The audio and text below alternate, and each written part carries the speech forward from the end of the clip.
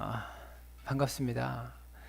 여러분 오늘도 혹시 점심 식사를 하시면서 점심에 뭐 먹을까 고민하지 않으셨습니까?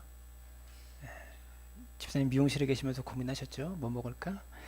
여러분 하루에도 우리는 수많은 선택들을 합니다. 몸이 피곤할 때 되면 좀 쉴까? 얼마나 쉴까? 또 어떻게 쉴까? 고민하면서 수많은 선택들을 하게 되는 거죠. 이런 크고 작은 선택 속에 저와 여러분은 살아가게 되어 있습니다. 인생은요, 무수히 많은 선택과 선택이 모여서 우리의 인생을 만들고 지금 내 삶이라는 결과를 만들 수 있다라는 것이죠. 어, 예전에 한국 광고의 카피 문구 중에서 이런 말이 있었습니다. 한 번의 선택이 10년을 좌우한다라는 이야기예요. 여러분 들어보셨죠?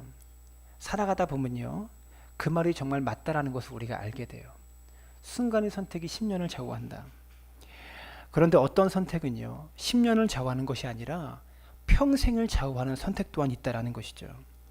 한순간 내가 잘못 선택하면 내가 선택한 그것 때문에 망가지고 무너져서 오래도록 땀 흘리고 기도하고 눈물 흘렸던 것들이 물거품 되는 경우가 있고, 순간의 잘못된 선택 때문에 다시 회복되기 어려운 경우 또한 우리가 겪게 되어집니다. 여러분 이것을 보면요, 우리의 인생이라는 것이 노력만 가지고서는 결코 되지 않는다는 것을 알 수가 있는 것이죠. 인생의 성공이란 무엇입니까? 결국 선택의 성공이다라고 말해도 과언이 아닐 것입니다. 매일매일 우리가 선택하는 작은 선택 속에 성공적인 것을 선택해야 내 인생과 내 삶의 결과가 좋아진다라는 것을 우리가 기억할 수 있게 되기를 바랍니다. 오늘 저녁에 여러분과 제가 나누기 원하는 것은 인생의 성공이 선택에 달려 있다고 말할 수 있다면 저와 여러분이 어떻게 삶의 성공을 이룰 수 있을 것인가에 대해서 진지하게 생각해 볼 수 있게 되길 바랍니다. 여러분 올바른 선택을 하기 위해서 필요한 것이 어떤 것이라고 여러분 생각하십니까? 개인의 지혜가 필요할 것입니다.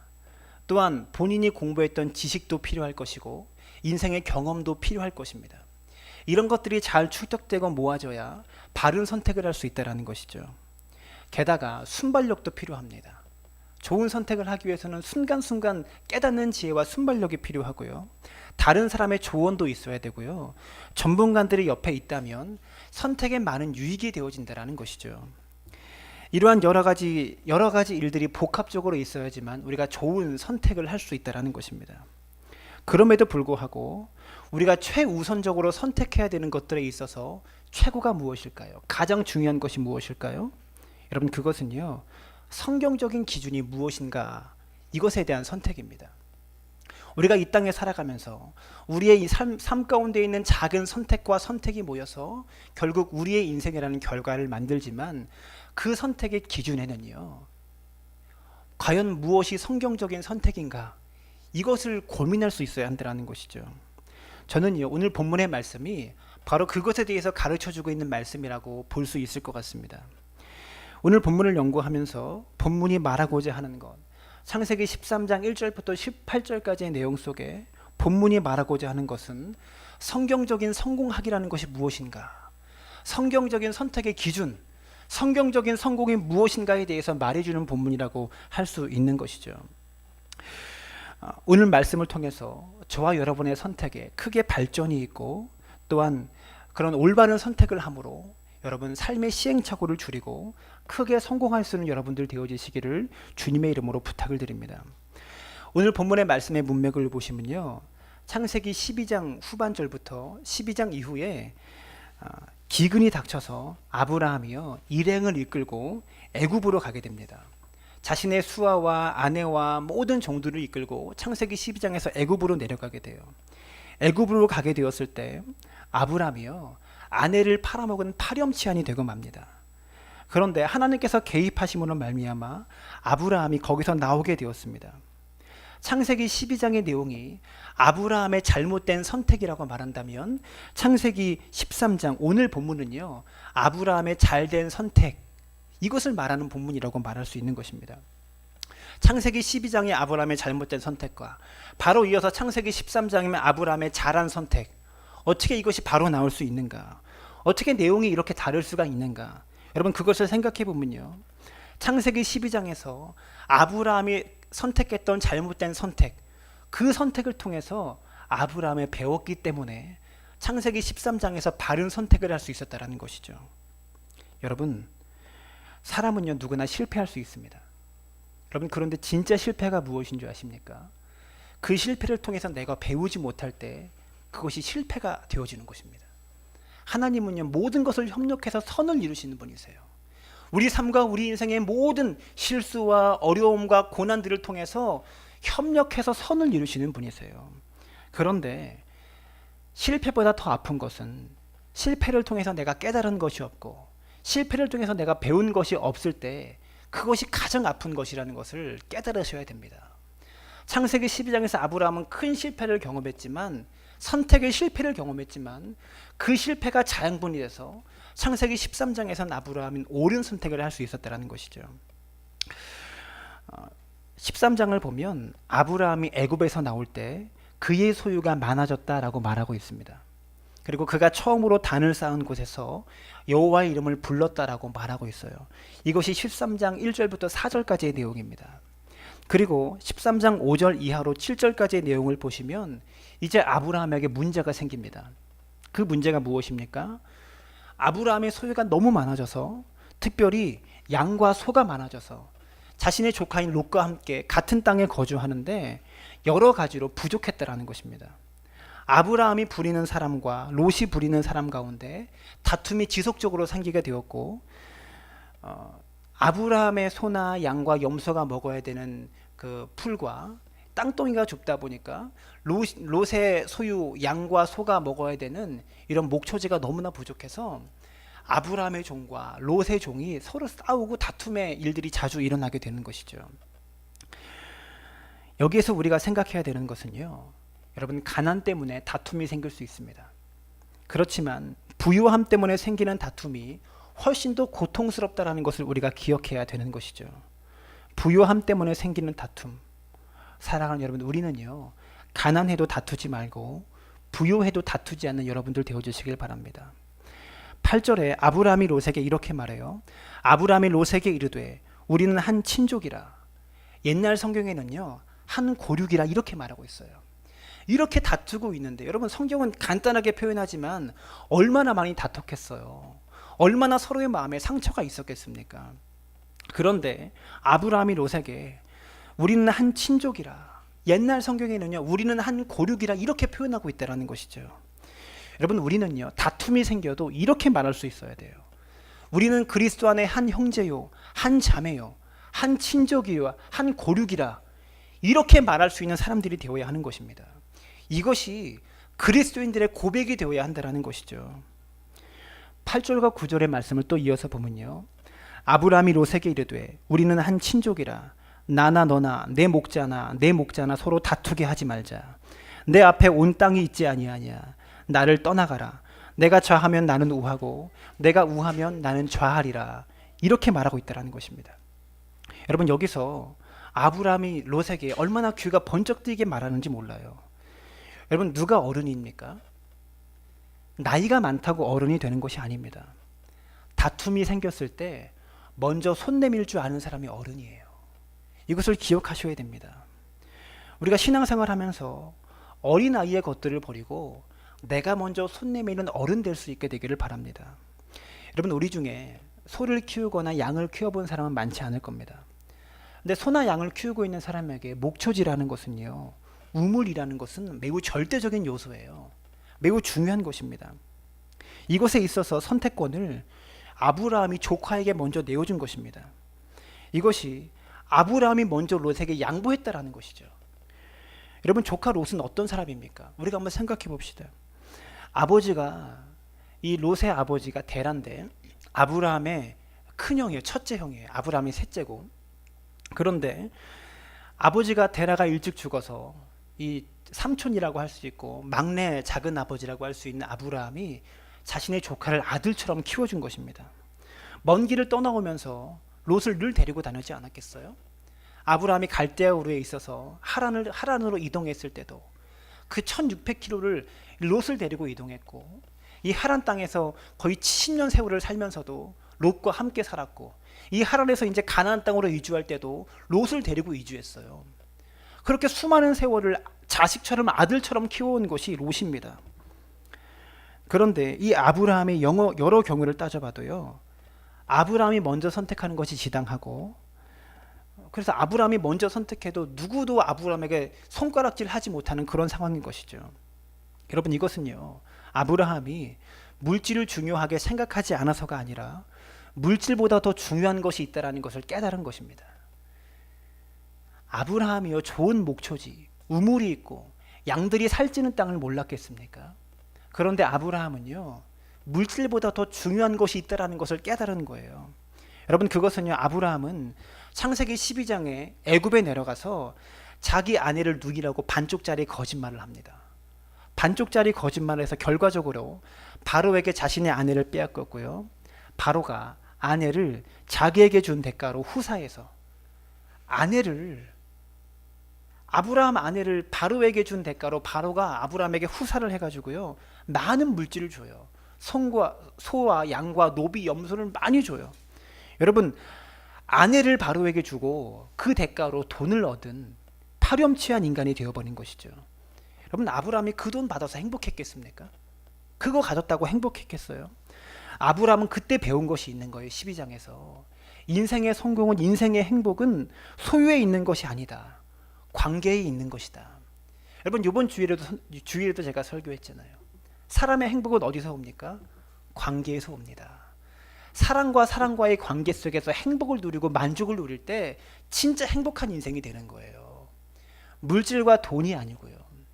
아무리 돈이 많고 아무리 물질이 많아도 주변에 사람이 없고 사람들과의 관계 속에서 깨어지고 찢어지고 나누어지면 매일의 삶이 고통스럽고 상처의 연속인 것이죠.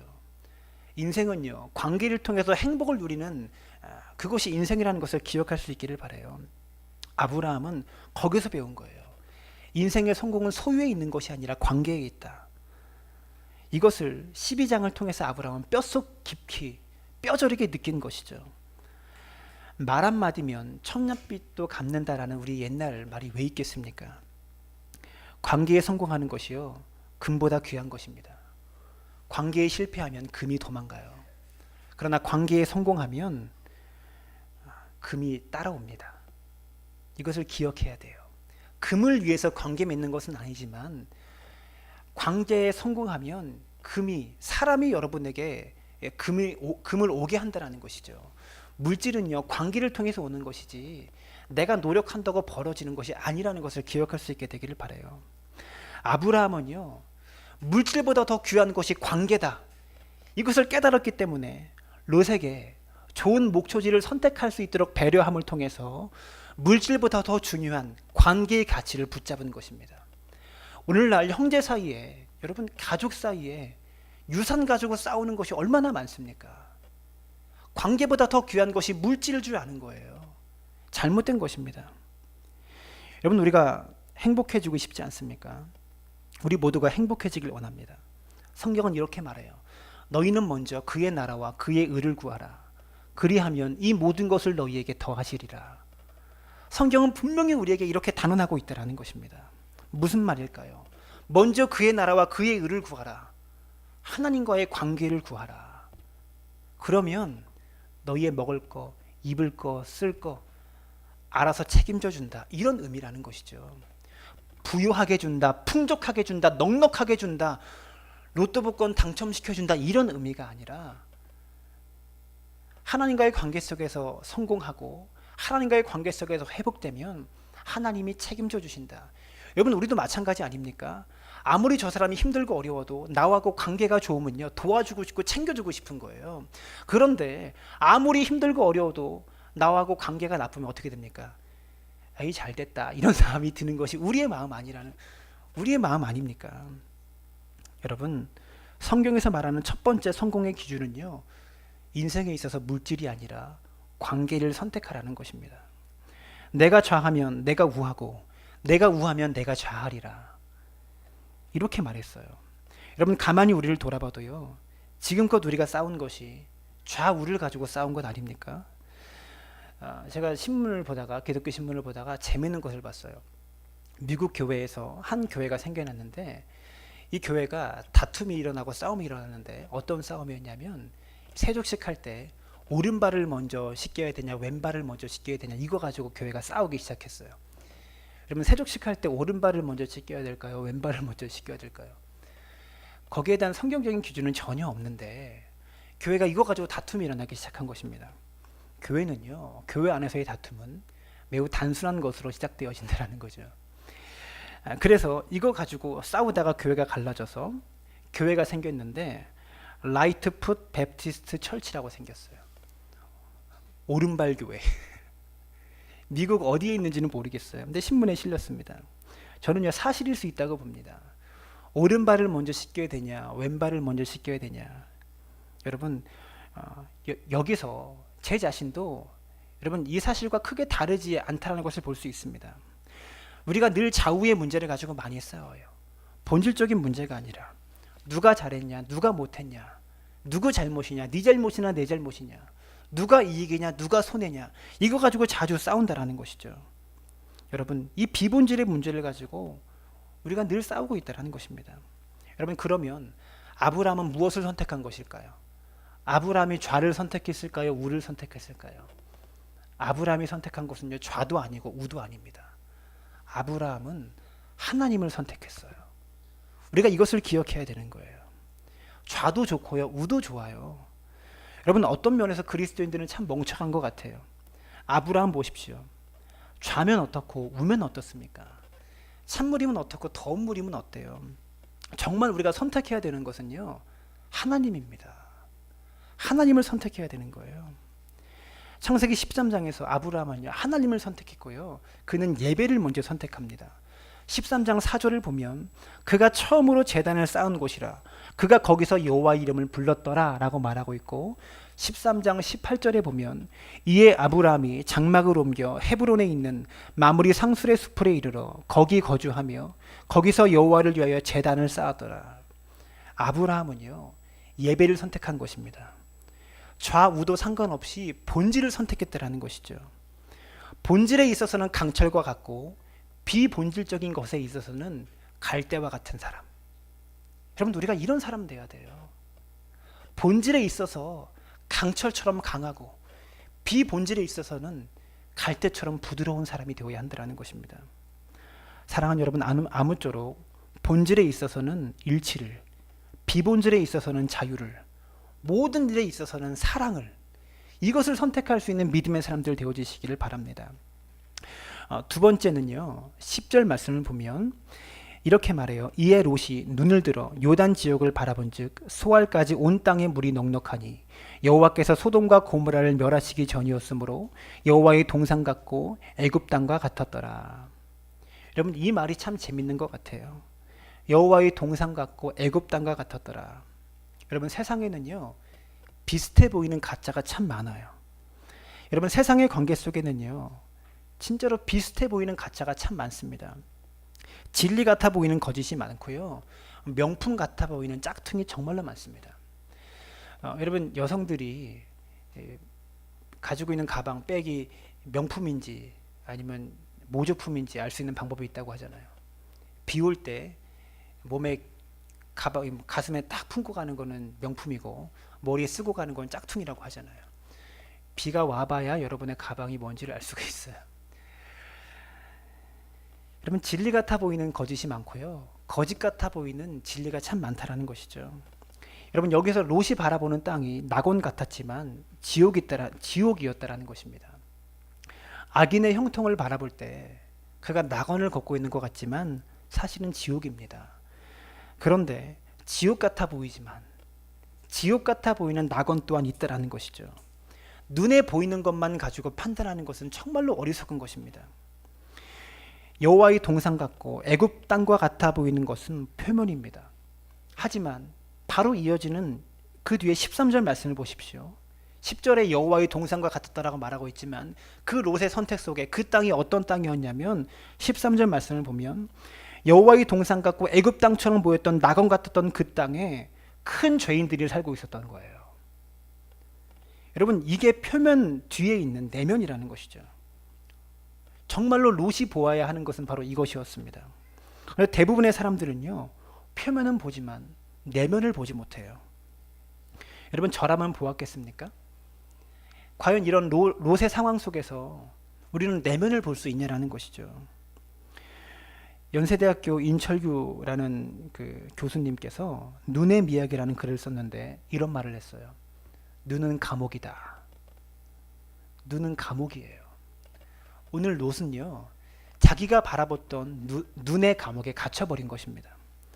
여러분, 사탄이 장난을 잘 치는 감각이 있어요.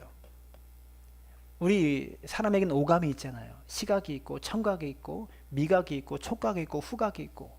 그런데 사탄이 주로 장난치는 감각이 있는데 그것이 바로 시각입니다. 사탄은 눈 가지고 장난쳐요. 이것을 기억하셔야 됩니다.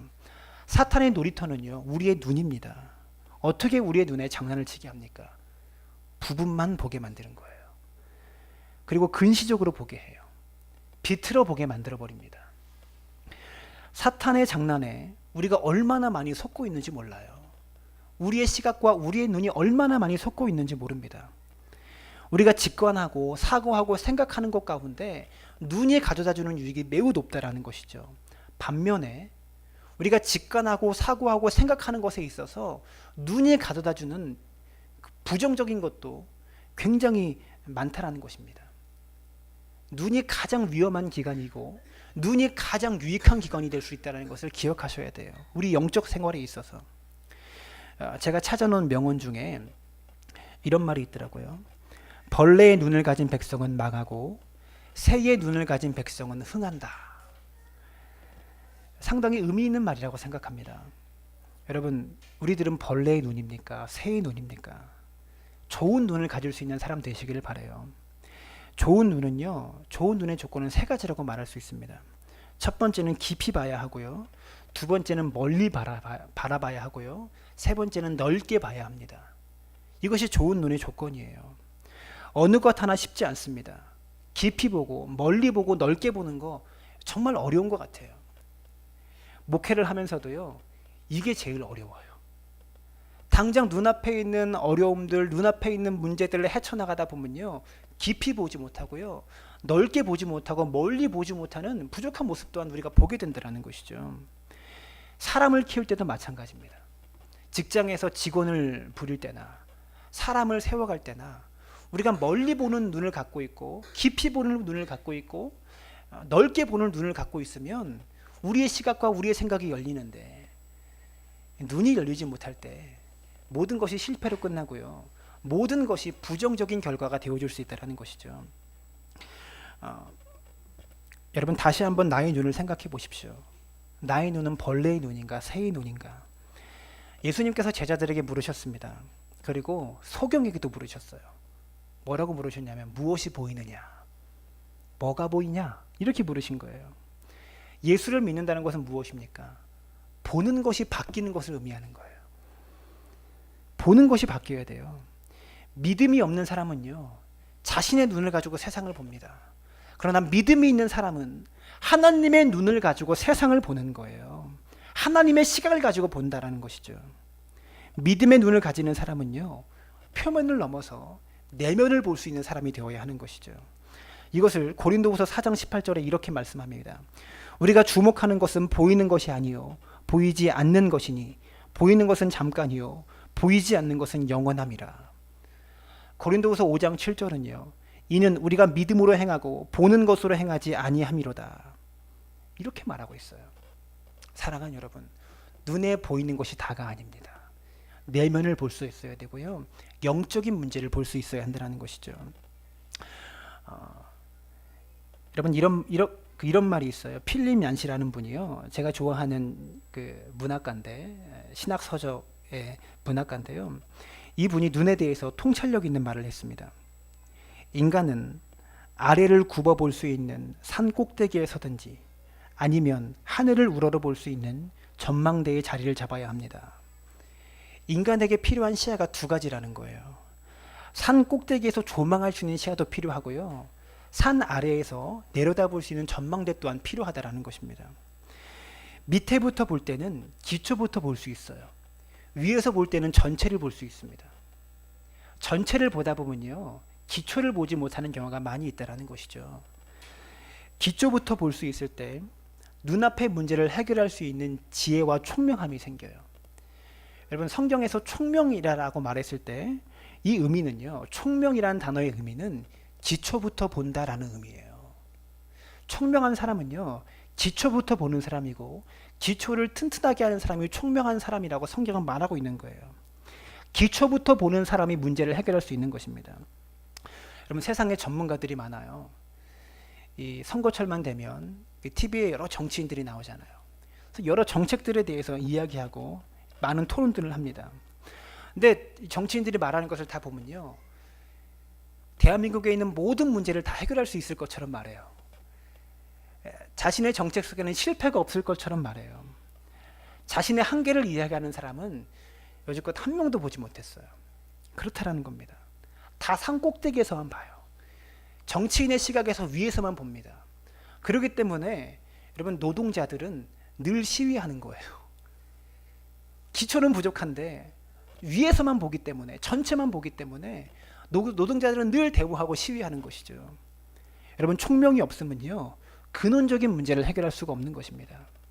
밑에서부터 해결할 수 있는 지혜의 자리에 설 수 있기를 바라요. 산 꼭대기에 설 필요도 있지만 땅 아래에 있는 전망대에 설 필요도 있습니다. 그래야 인생의 기초를 볼 수 있다는 것이죠.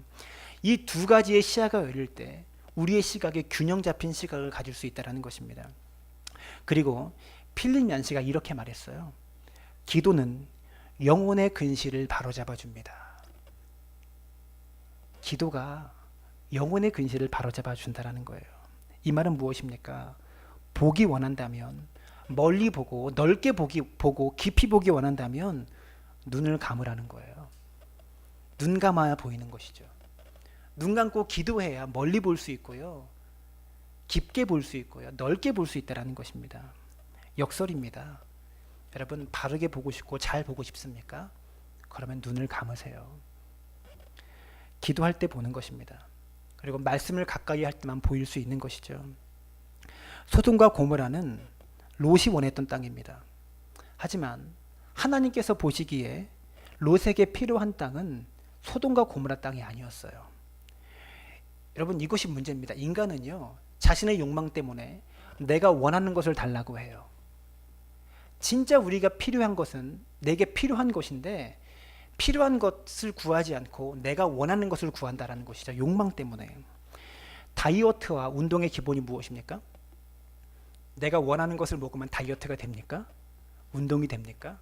안 돼요. 다이어트와 운동의 기본은요, 몸이 필요한 것을 먹어야 하는 겁니다. 운동도 나에게 필요한 운동을 해야 몸이 건강해지지, 내가 원하는 운동을 한다고 건강해지지 않아요. 우리가 원하는 운동은 무엇입니까? 늘 숨쉬기 운동만 하잖아요. 내 몸에 필요한 운동을 하고 필요한 것을 먹어야 건강해지는 것입니다. 우리가 선택하는 데 있어서 내게 필요한 것이 무엇인가를 보아야지, 내가 원하는 것이 무엇인가를 보아서는 안 된다는 것이죠. 여러분, 세 번째로 필요한 원칙은 무엇인가? 저는 이런 생각을 해보았습니다. 만약에 롯이 아브라함이 내가 선택해라라고 아브라함이 롯에게 먼저 제안했을 때 롯이 이렇게 말했다면, 삼촌, 그게 무슨 말씀입니까? 작은 아버지, 그게 무슨 말씀입니까? 당연히 작은 아버지가 먼저 선택하셔야죠. 이렇게 했다면 참 좋았겠죠. 얼마나 멋있습니까? 하지만 롯은 아브라함과 어떤 상의와 대화 없이 그냥 선택만 하고 떠나버립니다. 성경에서 아브라함과 대화한 기록이 없어요. 그냥 선택하고 바로 떠납니다. 물론 롯의 마음속에는요, 자신의 소유와 자신의 소유의 종과 소와 양과 염소와 이런 아브라함의 소유의 문제의 다툼 때문에 많이 지치고 피곤했을 거예요. 화가 나 있었겠죠. 그렇지만 여러분, 최소한 아브라함과 대화는 하고 떠나야 되는 거 아닙니까? 그래서 삼촌과 아무런 대화 없이 선택만 하고 사라집니다. 만약에 롯이 끝까지 아브라함과 붙어 있었다면 어떻게 됐을까요? 아브라함과 떠나지 않고 붙어 있었다면, 저는 아마도 아브라함이 믿음의 조상이잖아요. 롯이 아마도 최소한 믿음의 부조상은 되지 않았을까, 이런 생각이 들어요. 끝까지 같이 붙어 있었다면. 지금 롯은요, 신뢰를 얻기 위해서 도리를 버린 거예요. 자신의 신뢰를 챙기기 위해서 도리를 버린 것입니다.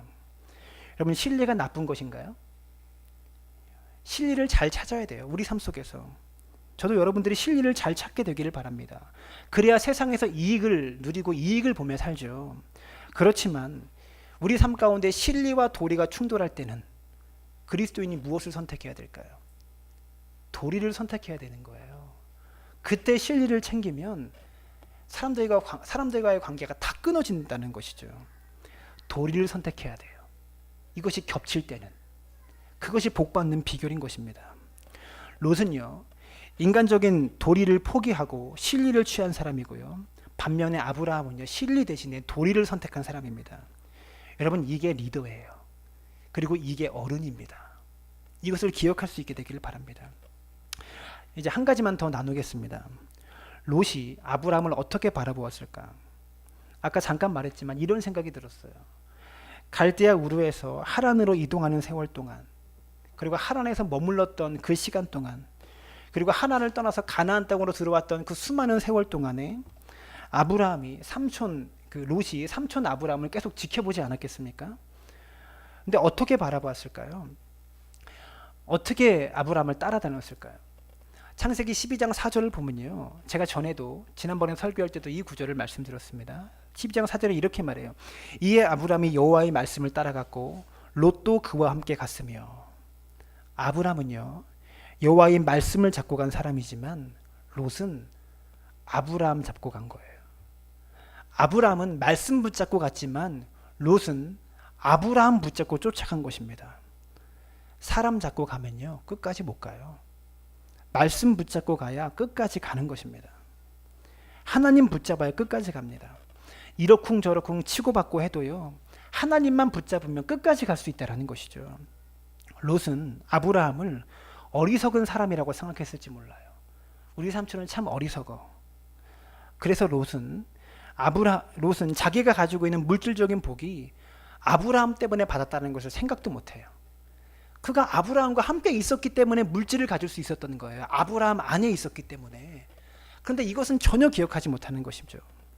아브라함의 조카로 있으면서도 자기 잘난 맛에 살고 있었던 것입니다. 여러분, 우리는요, 사실 이렇게 많이 살고 있어요. 자기 잘난 맛에 살아요. 하나님 때문에 우리가 많은 것을 받고 얻고 누리며 살면서도요, 자기 잘난 맛에 살고 있다는 것이죠. 축복의 통로는 아브라함이었습니다. 내게 복 주는 자에게 내가 복 주고 너를 저주하는 자를 내가 저주하리라. 이게 아브라함에게 주신 언약의 말씀입니다. 여러분, 유다는요, 예수님과 3년 반을 따라다니면서도 자살했던 사람입니다. 예수님 바로 옆에 붙어서 3년 반 동안 예수님 바로 옆에서 배웠어요. 여러분, 예수님과 함께 3년 반을 생활했는데도 자살했던 사람이라고요. 예수님 옆에 있어도요, 복을 못 받는 사람이 있어요. 이것을 기억하셔야 돼요. 교회에서도 똑같은 말씀 듣고 똑같은 설교를 들어도요, 변화받고 새로워지는 사람이 있는가 하면 그렇지 못하는 사람이 여전히 존재한다라는 것이죠. 시편 1편은 이렇게 말합니다. 복 있는 사람은 악인들의 꾀를 따르지 아니하며 죄인들의 길에 서지 아니하며 오만한 자들의 자리에 앉지 아니하고. 누구와 함께 있는가? 이것이 그렇게 중요한 거예요. 누구와 함께 있는가? 여러분, 우리는 소돔을 가까이 하고 있는 사람입니까? 기름지고 눈앞에 보이는 것만 가까이 하고 있는 사람입니까? 아니면 하나님의 사랑과 가까이 하고 있는 사람입니까? 이제 말씀의 결론을 맺겠습니다. 14절 말씀을 보시면 14절부터 17절까지의 말씀입니다. 이렇게 말해요. 우리 같이 읽을까요? 14절부터 13장 14절부터 17절까지 다 같이 시작. 롯이 아브람을 떠난 후에 여호와께서 아브람에게 이르시되 너는 눈을 들어 너 있는 곳에서 북쪽과 남쪽 그리고 동쪽과 서쪽을 바라보라. 보이는 땅을 내가 너와 네 자손에게 주리니 영원히 이르리라. 내가 내 자손이 땅의 티끌 같게 하리니 사람이 땅의 티끌을 능히 셀 수 있을진데 내 자손도 세리라. 너는 일어나 그 땅을 종과 행으로 두루다녀 보라. 내가 그것을 내게 주리라. 여러분, 여기서 하나님은요, 바라본 땅을 주신다고 하셨어요. 본 땅을 주신다고 하셨어요. 하나님은 아무 땅이나 주는 게 아니에요. 나하고 관계없는 땅을 주는 게 아니에요. 우리가 종과 횡으로 두루 다녀본 땅을 우리에게 주시는 거예요. 이것을 또한 아셔야 돼요. 기도해야 됩니다. 기대해야 되고요. 기다려야 합니다. 이 세 가지를 꼭 실천해야 복을 받는 것이죠. 비전이 무엇입니까? 방향을 정하는 것이 비전입니다. 한 방향을 정했으면 다른 방향을 포기하는 것입니다. 그렇기 때문에 비전을 정한다는 것은요, 용기가 수반되는 행동이라는 것이죠. 그러나 비전이 정해지면요, 조급하지 않습니다. 이것을 아셔야 돼요. 여러분, 롯이 부자일까요? 아브라함이 부자일까요? 아브라함이 훨씬 부자예요. 돈이 있어서 부자인 것이 아니라 비전이 있어서, 이 땅을 바라보는 비전이 있어서 그가 부자인 것입니다. 돈이 있으면 사람이 모여요. 그렇죠? 하지만 돈이 없으면 사람이 다 떨어집니다. 떠나갑니다. 돈이 있어야 사람이 모이지만 여러분 잘 들으세요. 돈이 있다고 해서 과연 참된 인재가 모이느냐? 돈이 있다고 해서 내 옆에 진짜 중요한 사람, 진짜 나에게 덕이 되고 필요한 사람이 내 주변에 모이느냐? 여러분, 그것은 다른 문제입니다. 참된 인재, 참된 사람은 언제 모이는가? 비전이 있는 사람 주변에 모여요. 비전이 보이는 사람 주변에 모여요. 이것을 기억하셔야 돼요. 비전이 있는 사람 곁에는 진짜만 모입니다. 돈 있는 사람 곁에는 사람이 붙지만 비전이 있는 사람 곁에는요, 진짜가 붙어요. 저는요, 이제 사랑나무 교회가 창립 1주년 이제 지났습니다. 우리 교회가 비전이 더 견고해지기를 바라요. 이 비전을 견고하게 세워갈 수 있기를 바랍니다. 그래서 참된 인재가 모이는 교회가 되고 참된 인재를 배출하는 교회가 될 수 있게 되기를 바랍니다. 여러분, 비전과 탐욕이 구분되지 않을 때가 있어요. 비전과 탐욕의 차이가 무엇인지 아십니까? 목회자들이 저에게도 교회의 부흥을, 제가 교회의 부흥을 외치고 교회 성장을 외치고 영혼 구원합시다라고 외치면서 사실 이것이 제 탐욕일 수가 있어요. 교회를 빨리 성장시키고 세우기 위한 비전으로 포장한 탐욕일 수 있다는 것이죠. 비전과 탐욕의 차이가 무엇인 줄 아십니까? 그것은요, 비전을 이야기하면서 과정의 어려움을 도외시하고 과정의 어려움을 회피하려고 하면 이것이 탐욕인 거예요. 사랑하는 여러분, 사랑나무교회 오늘 우리 성도님들 많이 못 오셨네요. 창립 1주년을 보내면서 그간 순탄하게 걸어왔습니다. 그러나 앞으로 우리가 1년을 넘어서 지나온 1년, 다가올 10년이라는 주제로 창립 기념회단을 보냈지만 사랑하는 여러분, 우리가요, 과정의 어려움을 도외시하고 회피하려는 교회가 되어서는 안 돼요. 교회가 세워진다는 것, 그만큼 아파야 되고요, 그만큼 어려워야 되고요, 그만큼 고난과 희생과 수고가 있을 때 하나님의 교회가 견고하게 세워진다는 것입니다. 사랑하는 여러분, 진짜 교회 만나기 어려운 시대잖아요. 그런 시대 속에 진짜 교회를 세워가려면 우리의 비전이 견고해져야 되고 우리의 비전이 튼튼해져야 되고 그 비전을 이루어가는 과정 속에 어려움과 힘듦과 괴로움, 헌신들을 회피하고 도외시한다면 우리의 비전은 결코 비전이 아니라 탐욕일 수 있다는 것이죠. 사랑하는 여러분, 아무쪼록 오늘 주신 말씀을 기억하면서 하나님께서 주신 눈을 가지고, 바른 눈을 가지고 먼 곳을 바라보고 넓게 보고 멀리 보고 깊이 볼 수 있는 믿음의 사람 되기를 바랍니다. 그래서 하나님께서 아브라함에게 주시는 비전, 이 눈을 가지고 하나님의 꿈들을 이뤄갈 수 있는 위대한 교회, 그런 위대한 성도 되어주시기를 주님의 이름으로 축원합니다.